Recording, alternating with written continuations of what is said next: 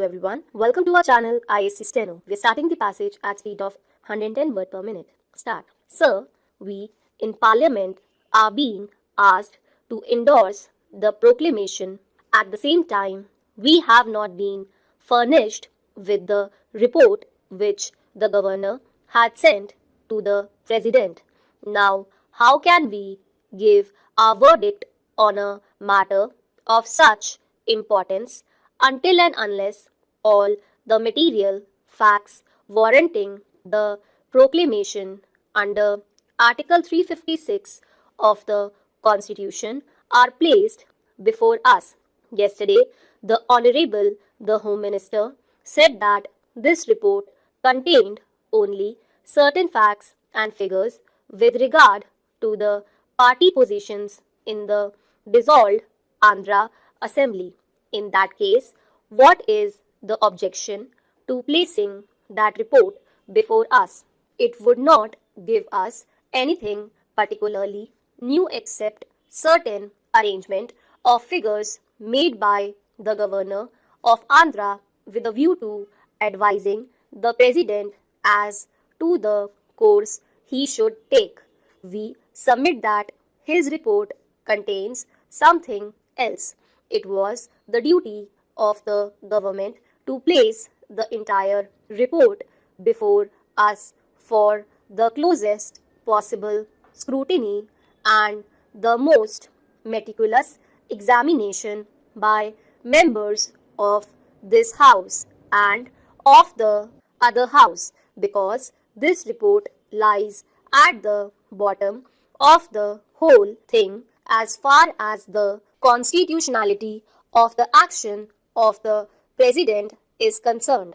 Therefore, I submit that a flat of the executive is sought to be endorsed by Parliament without telling us the grounds on which that fiat had been exercised. Constitutionally, this is improper. Then, Sir, the President also says that he had considered other information received by him. We have not been told yet as to what was this other information, neither have we been told about the source of such information. I do not know exactly on what basis the President applied his mind to the subject.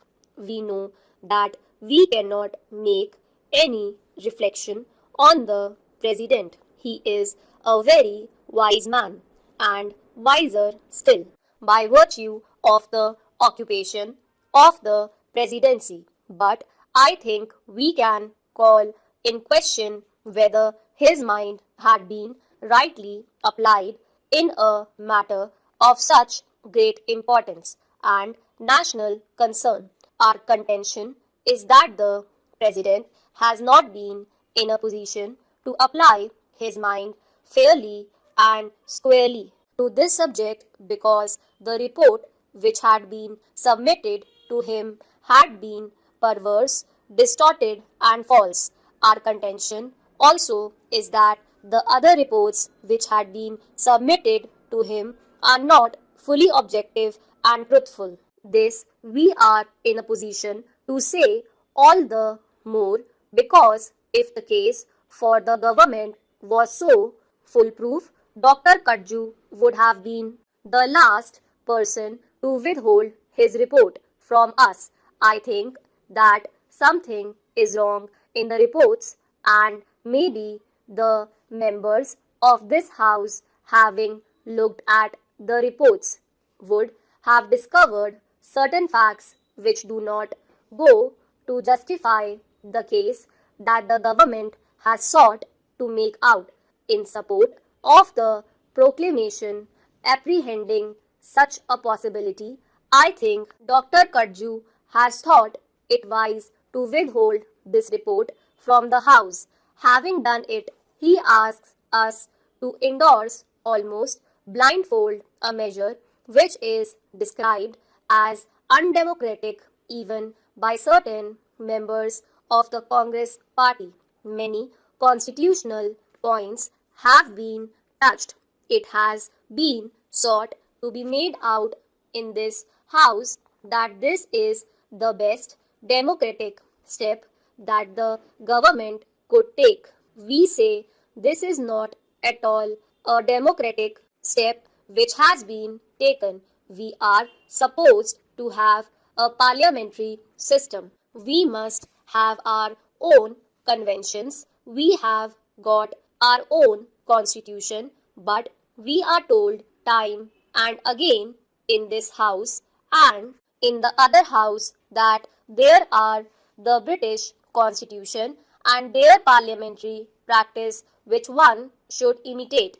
Now, imagine a situation of this sort in England. Would the Crown have taken such a measure at all if a certain party had been voted out of office by the opposition? I think in a comparable situation there, the king would have inevitably called the leader of the opposition to explore the possibilities of forming a government. Without doing it, he would have never taken recourse to extraordinary measures like this. If this method had been resorted to in the United Kingdom, a serious constitutional crisis affecting not merely the internal politics of the parliament but the political life outside would have ensued. In France, for instance, there are many parties. No party by itself enjoys an absolute or a comfortable majority.